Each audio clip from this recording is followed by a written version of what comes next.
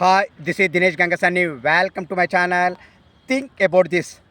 తెలంగాణ రాష్ట్ర లోకాయుక్తగా జస్టిస్ రాజశేఖర్ రెడ్డి మరియు state HRC అనగా హ్యూమన్ రైట్స్ కమిషన్ చైర్మన్గా షమీం అఖ్తర్ల పేర్లని సిఫార్సు చేస్తూ రేవంత్ రెడ్డి అధ్యక్షన జరిగినటువంటి కమిటీ నిర్ణయించడం జరిగింది.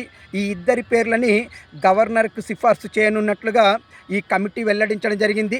ఏది ఏమైనా త్వరలో వీళ్ళ నియామకం పైన గవర్నర్ ఉత్తర్వులు ఇవ్వడమే మిగిలిపోయి ఉందండి. మరి ఫైనల్గా మనకు లోకాయుక్త చైర్మన్గా జస్టిస్ రాజశేఖర్ రెడ్డి మరియు మానవ హక్కుల సంఘం చైర్మన్గా షమీం అఖ్తర్లు మ్యాక్సిమం ఖరారయ్యే సూచనలే కనపడుతున్నాయి. మరి ఈ పోస్టులో వీళ్ళు ముందు మంచిగా రాణించాలని నేను కోరుకుంటున్నాను. ఇట్లు దినేష్ గంగసాని.